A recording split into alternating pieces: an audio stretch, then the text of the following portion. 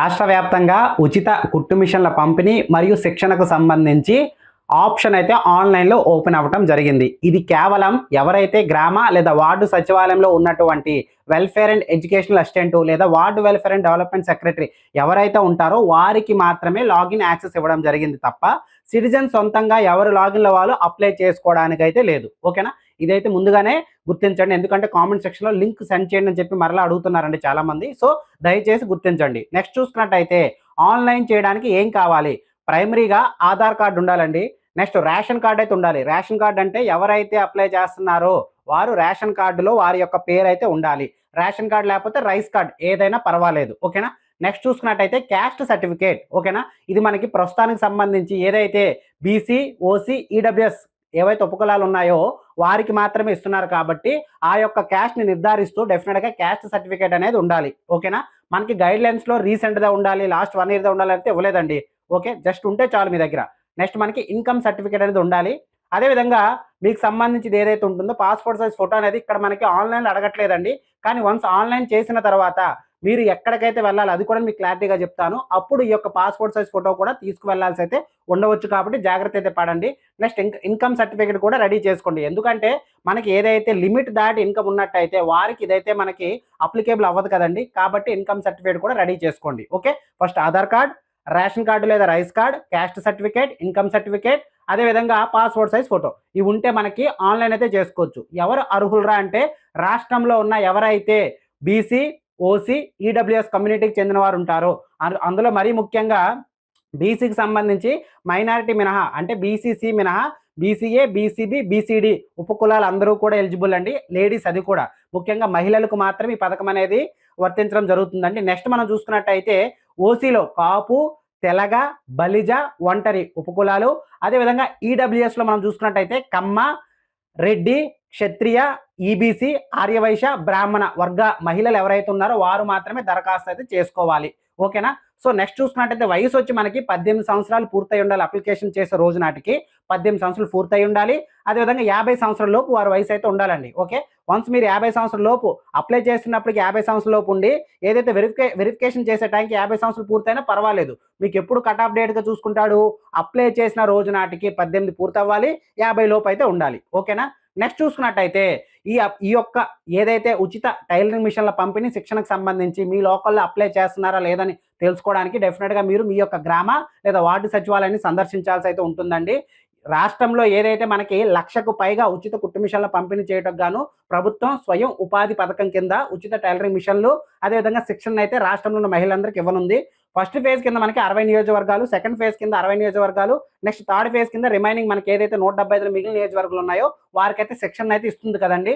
So ఇందులో చూసుకున్నట్టయితే మనకి ప్రజెంట్ అయితే ముందు మీరు ట్రైనింగ్ కోసం అప్లికేషన్ అయితే చేసుకోవాలి. ట్రైనింగ్ మనకి శిక్షణ కాలం అనేది 3 రకాలుగా ఉంటుందండి. ఫస్ట్ 45 రోజులు మాత్రమే శిక్షణకు వెళ్ళాలనుకునే వారికి రోజుకి 8 గంటల ట్రైనింగు, అదేవిధంగా 60 రోజులు వెళ్ళాలనుకునే వాళ్ళకి రోజుకి 6 గంటల ట్రైనింగు, అదేవిధంగా 90 రోజులు ట్రైనింగ్ వెళ్ళాలనుకునే వాళ్ళకి 4 గంటల ట్రైనింగ్ ఉంటుందన్నమాట. అంటే కొందరికి వారి యొక్క లైఫ్ స్టైల్ రీత్యా వారికి ఉన్నటువంటి సమయ రీత్యా ఈ మూడిట్లో ఏదో ఒకటైతే సెలెక్ట్ చేసుకోవచ్చు. నెక్స్ట్ చూసుకున్నట్టయితే మనకి ట్రైనింగ్ ఎక్కడ ఇస్తారా అంటే ఒకప్పుడు మనకి జిల్లా కేంద్రాల్లో ఉండేది. బట్ ప్రెజెంట్ అయితే నియోజకవర్గ స్థాయిలోనే 4 నుండి 5 మనకి సెంటర్స్ అయితే ఫిక్స్ చేయడం జరుగుతుందండి. ఇవన్నీ కూడా మీకు ఎవరు తెలియజేస్తారా అంటే మీరు వన్స్ అప్లై చేసుకున్న తర్వాత మీకు ఏదైతే అప్లికేషన్ చేసిన తర్వాత ఏదైతే మీకు అప్లికేషన్ ఫామ్ అంటే మీకు ఏదైతే అప్లై చేసిన రిసిప్ట్ ఇస్తారో ఆ రిసిప్ట్ ఇందాక చెప్పిన డాక్యుమెంట్స్ అన్ని కూడా పట్టుకొని వెళ్ళి డెఫినెట్గా మీరు మీ యొక్క ఎంపీడీ ఆఫీస్లో మీరైతే కాంటాక్ట్ అవ్వాల్సి అయితే ఉంటుంది.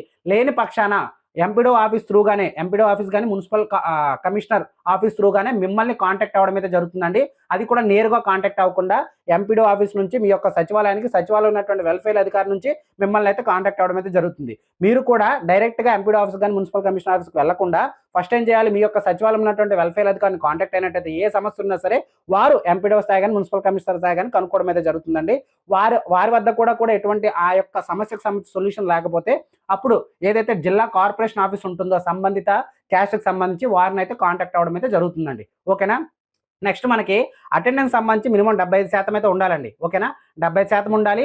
హాజరు కూడా ఫేస్ అటెండెన్స్ అయితే తీసుకుంటారండి. అంటే అక్కడ ఏదో రిజిస్టర్ పెట్టి రిజిస్టర్లో సంతకం చేస్తామంటే కుదరదు. డెఫినెట్గా అక్కడ ఒక యాప్ అయితే ఇస్తారు. యాప్లో ఎవరైతే అటెండ్ అవుతున్నారో వారి యొక్క ఫేస్కి ఫోటో తీసి ఫేస్ ధృవీకరణ ద్వారా అటెండెన్స్ అయితే తీసుకోవడం జరుగుతుంది. మినిమం 75% అయితే హాజరైతే ఉండాలి. ఓకేనా. మీరు ఒకవేళ 100 రోజులు ఒకవేళ అనుకున్నట్టయితే మినిమం 75 రోజులు అటెండ్ అవ్వాలి. అంటే 75% మీరైతే హాజరైతే నమోదు చేయాల్సి అయితే ఉంటుంది. Okay.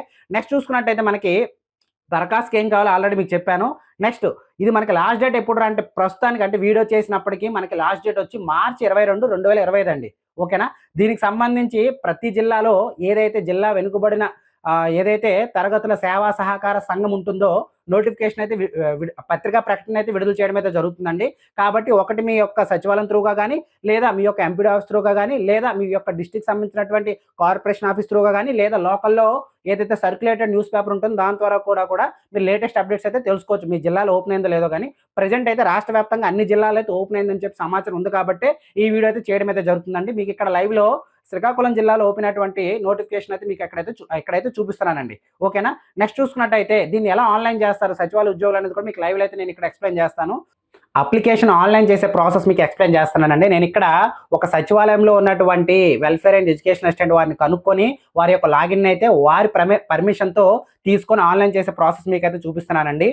So AP OB MMS అని వారైతే ముందు వెబ్సైట్ అయితే ఓపెన్ చేసుకుంటారు. అందులో క్లిక్ చేసిన వెంటనే ఈ విధంగా వెబ్సైట్ అయితే రావడం జరుగుతుందండి. ఇదే వెబ్సైట్‌లో కార్పొరేషన్ లోన్స్ కూడా సొంతంగా సిటిజన్స్ ఆన్లైన్ చేసుకునే ఆప్షన్ అయితే ప్రభుత్వం ఇచ్చిందండి. సో దానికి సంబంధించి ఎలా రిజిస్టర్ చేసుకోవాలి, అసలు కార్పొరేషన్ లోన్‌లో ఎంత అమౌంట్ వస్తుంది, ఎవరు ఎలిజిబుల్, ఏ పనులకి ఏ బిజినెస్ స్టార్ట్ చేయాలనుకున్న వాళ్ళకి లోన్స్ ఇస్తారు, 5,00,000 వరకు లోన్లు ఇస్తారండి. దానిలో కూడా 50% సబ్సిడీ అండి. అంటే 5,00,000 లోన్ తీసుకున్న వారికి 50% అంటున్నారు కానీ మినిమం మనకి మాక్సిమంలో 2,00,000 వరకు లోన్ పోగా అంటే సబ్సిడీ పోగా 3,00,000 లోన్ అయితే ప్రభుత్వం అయితే ఇవ్వనుందండి. సో దానికి సంబంధించి ఆల్రెడీ ఒక వీడియో చేశాను.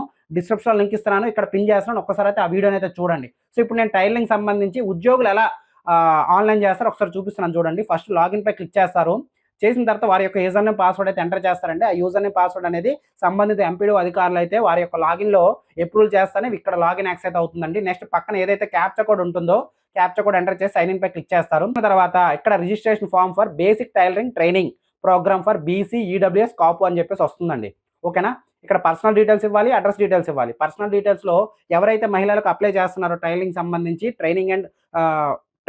ట్రైనింగ్ సంబంధించి అక్కడ ఫస్ట్ వారి యొక్క ఆధార్ నెంబర్ ఎంటర్ చేయాలి. చేసిన తర్వాత వారి యొక్క నేమ్ ఇవ్వాలి. అదేవిధంగా నేమ్ అంటే as per Aadhaar full name అయితే ఇవ్వాలండి. నెక్స్ట్ వారి యొక్క మొబైల్ నెంబర్ ఇవ్వాలి. ఈ మొబైల్ నెంబర్ ఏది ఇస్తారు, ఫ్యూచర్‌లో ఏదైనా కమ్యూనికేషన్ సంబంధించి సెలెక్ట్ అయ్యారా, రిజెక్ట్ అయ్యారా, అటెండెన్స్ సంబంధించి హాజరవ్వకపోతే కాల్ చేయడం కానీ, లేదా కుట్టు మిషన్లు పంపిణీ చేసినప్పుడు కానీ, ఫ్యూచర్ ఏ కమ్యూనికేషన్ కూడా ఈ యొక్క మొబైల్ నెంబర్‌కి ద్వారా అవుతుంది కాబట్టి ఇచ్చేటప్పుడు చాలా జాగ్రత్తగా ఇవ్వండి. నెక్స్ట్ ఎవరైతే మహిళలు ఉన్నారో వారి యొక్క father name, husband name, Guardian name అయితే ఇక్కడైతే ఎంటర్ చేయాలి. నెక్స్ట్ జెండర్ ఓన్లీ మహిళలు కాబట్టి ఓన్లీ ఫిమేల్ అని ఇవ్వడం అయితే జరిగిందండి. నెక్స్ట్ డేట్ ఆఫ్ బర్త్ అనేది యాజ్ పర్ ఆధార్ అయితే ఇవ్వాల్సి అయితే ఉంటుంది. నెక్స్ట్ క్యాస్ట్ ఇక్కడ చూసుకున్నట్టయితే BCA, BCB, BCD, BCE, OC ఈ వీరికి మాత్రం ప్రెజెంట్ అయితే ఆప్షన్ ఇవ్వడం జరిగిందండి. సో బీసీఏలో చూసుకున్నట్టయితే ఇక్కడ ఏవైతే ఉన్నాయో ఈ యొక్క ఉపకులాల వారికి అయితే ఇవ్వడం జరిగింది. నెక్స్ట్ బీసీబీలో చూసుకున్నట్టయితే ఇక్కడ ఎవరైతే మనం చూపిస్తున్నానో ఇక్కడ మీకు స్క్రోలింగ్ చేస్తున్నాను ఒకసారి అయితే చూడండి. వీరికి మాత్రం ఇవ్వడం జరిగింది.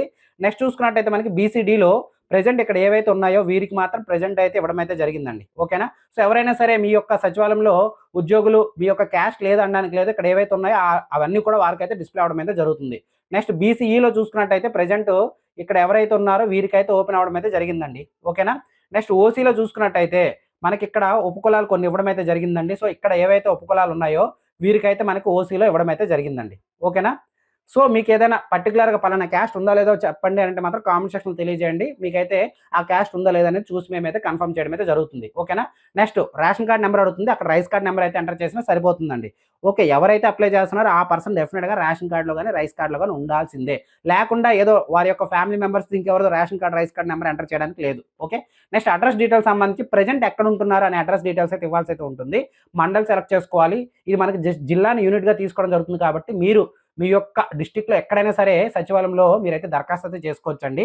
చేసుకునేటప్పుడు మాత్రం అంటే మీ యొక్క సచివాలయం కాకుండా వేరే సచివాలయం నుంచి మీరు దరఖాస్తు చేస్తున్నట్టయితే ఆ యొక్క సచివాలయంలో వెల్ఫేర్ అండ్ ఎడ్యుకేషన్ అసిస్టెంట్ అధికారులు ఎవరైతే ఉంటారో వారు లాగిన్‌లో అప్లై చేసుకునేటప్పుడు మండల్ జాగ్రత్తగా ఇవ్వాల్సి అయితే ఉంటుంది. నెక్స్ట్ విలేజ్ జాగ్రత్తగా ఇవ్వాలి. అది అడ్రస్ అనమాట. Next pin code, door number అయితే ఇవ్వాలండి. ల్యాండ్ మార్క్ గాని, స్ట్రీట్ గాని ఇవ్వాలి. అడ్రస్ కూడా నెక్స్ట్ అడ్రస్ సెక్షన్ మళ్ళీ పూర్తిగా అడ్రస్ అయితే నమోదు చేసి సబ్మిట్ చేసినట్టయితే మనకి ఏదైతే రిసిప్ట్ అయితే జనరేట్ అవుతుందంటే ఆ రిసిప్ట్‌లో క్లారిటీగా ఉంటుంది. అప్లికేషన్ నెంబర్ అయితే ఉంటుంది. నేమ్ ఇప్పుడు ఏవైతే ఎంటర్ చేశారో అన్ని వివరాలు ఉంటుందన్నమాట. మనకి ఇక్కడ అప్లోడింగ్ టైమ్‌లో ఏం అడగలేదండి. జస్ట్ ఇది మనకి ట్రైనింగ్ పర్పస్ కదండీ. సో ఇక్కడైతే ఏం అడగలేదు. కానీ ఎవరైతే నమోదు చేస్తారో వారు మీ ఆధార్ నెంబర్ చూస్తారంటే ఆధార్ కార్డ్ జిరాక్స్ ఉండాల్సిందే. నెక్స్ట్ క్యాస్ట్ ఏంటని చూస్తారు కదా! కాబట్టి క్యాస్ట్ సర్టిఫికేట్ ఉండాల్సిందే. క్యాస్ట్ సర్టిఫికేట్ రీసెంట్‌గా ఉండాలని రూల్ అయితే ఇక్కడైతే చూపించలేదు. లాస్ట్ 1 ఇయర్‌దే పెట్టండి. 5 మంత్స్‌దే పెట్టండి అంతే లేదు. మీరు చేసుకోవాలంటే చేసుకోండి, లేదా గతంలో పాతది ఏదున్నా పర్వాలేదు. Okay. Next ration card number అడుగుతుంది. అంటే రేషన్ కార్డ్ ఉంటే కదా రేషన్ కార్డ్ నంబర్ ఎంటర్ చేస్తారు. కాబట్టి ఈ 3 మ్యాండేటరీగా ఉండాలి. నెక్స్ట్ ఏదైతే మీరు అప్లై చేసిన తర్వాత మీకు రసీదు ఇస్తారో, ఆ రసీదు ఇప్పుడు చెప్పిన డాక్యుమెంట్స్‌తో పాటు ఇన్‌కమ్ సర్టిఫికేట్ కూడా మీ దగ్గర రెడీ చేసుకోండి. పాస్‌పోర్ట్ సైజ్ ఫోటో ఒకటి రెడీ చేసుకోండి. ఇన్‌కమ్ సర్టిఫికేట్ ఎందుకు చూస్తారంటే వెరిఫికేషన్ చేసేటప్పుడు మీకు ఎంపీడీ ఆఫీస్ త్రూగా సచివాలయం వెల్ఫేర్ త్రూగా మీకైతే ఇన్ఫర్మేషన్ రావడం జరుగుతుంది.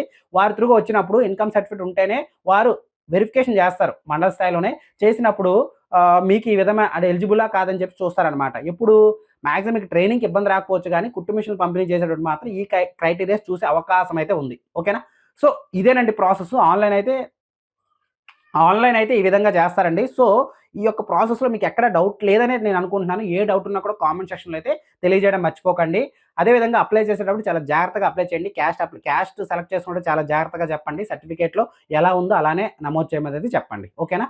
సో, ఇంతవరకు వీడియో చూసినందుకు థాంక్ యూ అండి. ఫస్ట్ టైమ్ మన ఛానెల్ గాని మీరు విజిట్ చేసినట్టయితే మన ఛానెల్‌లో ఉన్న అన్ని వీడియోస్ ఒకసారి చూడండి.